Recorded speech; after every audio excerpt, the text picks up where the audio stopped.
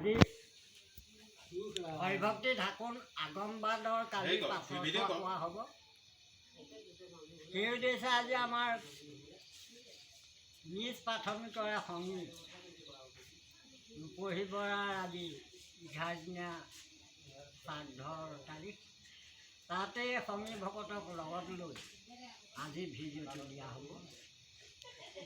শিৱ আগম শাস্ত্ৰ প্ৰচাৰ কৰিলে কিন্তু পূৰ্বৰ সত্য যুগৰ লোকে আকৌ ৰোগৰ ভাৱ ত্যাগ নকৰি কোনো দেৱ দেৱতাক পূজা নকৰা দেৱতাসকলৰ পূজাৰ ভাগ নাপায়। ত্ৰিদশ কোটি দেৱতাই পুনৰ ভগৱন্তক স্তুতি কৰিলে বুলি যে আমাক পূজাৰ ভাগ দিয়ক।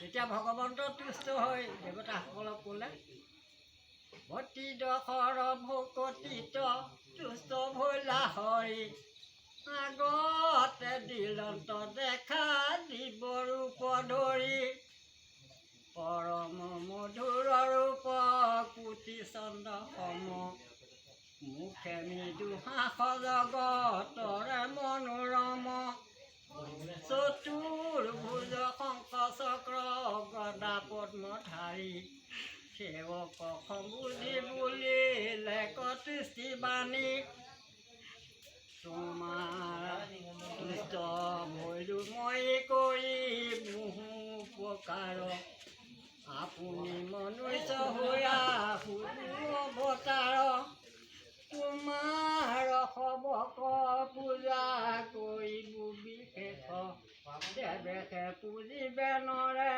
পায়া উপদেশ, এই বুলি ত্ৰিদশক ভকত বচলে, বহুবিধ ৰূপ ভৈল পৃথিৱী মণ্ডলে, ৰঘুকুলে ৰামচন্দ্ৰ ভৈলা অৱতাৰ, যজ্ঞ কৰি দেৱৰ সাধিলা উপকাৰ, সাধে প্ৰীতিগণৰ কৰিলা মন তোষ, ব্ৰাহ্মণক দান দিয়া কৰিলা সন্তোষ, দাপৰ যুগত যদু কুলে অৱতৰি, ৰাম কৃষ্ণ ৰূপে পৃথিৱীৰ ভাৰ হৰি, দেৱ ব্ৰাহ্মণক পূজা কৰিলা অশেষ, দেৱেশে পুজিবে নৰে পায়া উপদেশ।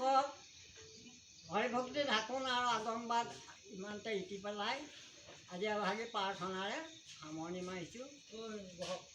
হে কৃষ্ণ কৃষ্ণ